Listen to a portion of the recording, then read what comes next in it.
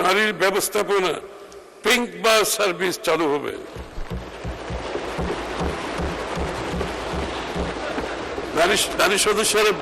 নারী সদস্যরা বেশি করে তালি দিচ্ছে,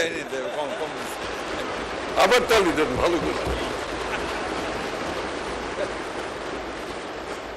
করব কাজ গর্ব দেশ নীতির ভিত্তিতে বিভিন্ন খাতভিত্তিক কর্মসংস্থান সৃষ্টির ব্যাপক পরিকল্পনা বাস্তবায়ন সরকারের অন্যতম প্রধান অগ্রাধিকার।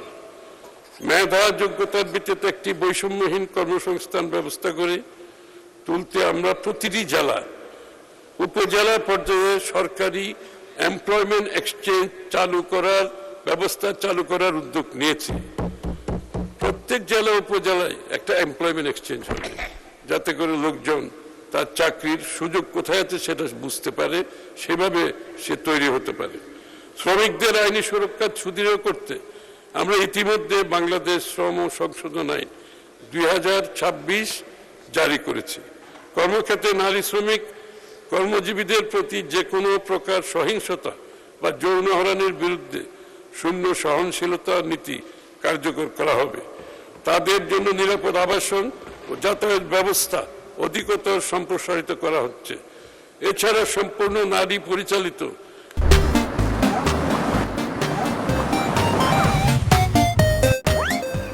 নারীর ব্যবস্থাপনা পিঙ্ক বাস সার্ভিস চালু হবে।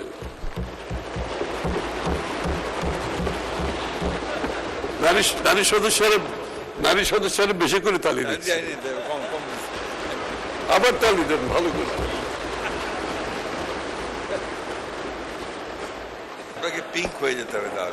শিশু শ্রম বন্ধে ইতিমধ্যে জাতীয় পরিকল্পনা 2026-30 এর খসড়া প্রণয়ন করা হয়েছে।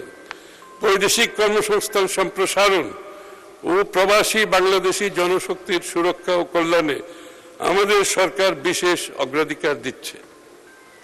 প্রবাসী কর্মীদের সামগ্রিক কল্যাণ নিশ্চিত করতে সরকার একটি বিশেষ প্রবাসী কার্ড প্রবর্তন করছে। প্রবাসী কল্যাণ সেবা, বীমা, ব্যাংকিং সুবিধা, জরুরি সহায়তার সাথে কার্ডটি সংযুক্ত করা হবে।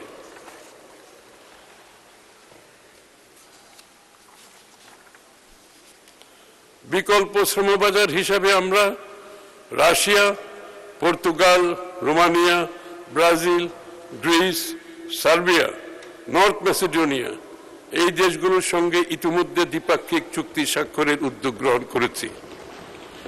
দীর্ঘদিন বন্ধ থাকার পর আমরা আবারও মালয়েশিয়া, ওমান, সংযুক্ত আরব আমিরাত ও কুয়েতের শ্রমবাজার খোলার প্রক্রিয়া শুরু করেছি। আমাদের সরকার ক্ষমতা গ্রহণের পরের মাসে অর্থাৎ মার্চ 2026 মাসে প্রবাসীদের পাঠানো মাসিক রেমিটেন্স $3.75 বিলিয়ন পৌঁছায়, যা দেশের ইতিহাসে একক মাসে সর্বোচ্চ। রেমিটেন্সের এই প্রবাহ আমাদের গণতান্ত্রিক সরকারের প্রতি প্রবাসী বাংলাদেশিদের আস্থা ও বিশ্বাসের প্রতিফলন। আমরা আশা করছি এই ধারা অব্যাহত থাকবে। সরকার প্রবাস আয় বৃদ্ধির ধারা অব্যাহত রাখতে বৈধ চ্যানেলে রেমিটেন্স প্রেরণের ক্ষেত্রে 2.5% নগদ প্রণোদনা অব্যাহত রাখছে। অভ্যন্তরীণ বৈদেশিক শ্রম বাজারের চাহিদার ভিত্তিতে অকুপেশন ভিত্তিক দক্ষতা বৃদ্ধির লক্ষ্যে সরকার ব্যাপক পরিকল্পনা বাস্তবায়নের উদ্যোগ গ্রহণ করেছে। বিদেশে ব্যাপক চাহিদা রয়েছে এমন খাতগুলোর জন্য খাতভিত্তিক কোর্স এবং পাঠ্যক্রম চালুর কাজ শুরু করেছে। বাজার ভিত্তিক প্রশিক্ষণ, কারিকুলাম উন্নয়ন, সার্টিফিকেশন, অ্যাক্রিডিটেশন ও মান নিয়ন্ত্রণ জোরদার করা হয়েছে। অর্থ বিভাগের অধীনে skills for industry, competitiveness and innovation program সিসিপ এর আওতায় প্রায় 2,20,000 জনকে বাজার চাহিদা ভিত্তিক মাঝারি হতে উচ্চতর দক্ষতার প্রশিক্ষণ প্রদান করা হচ্ছে এবং এই প্রশিক্ষণপ্রাপ্তদের কমপক্ষে 65% কর্মসংস্থান নিশ্চিত করা হচ্ছে।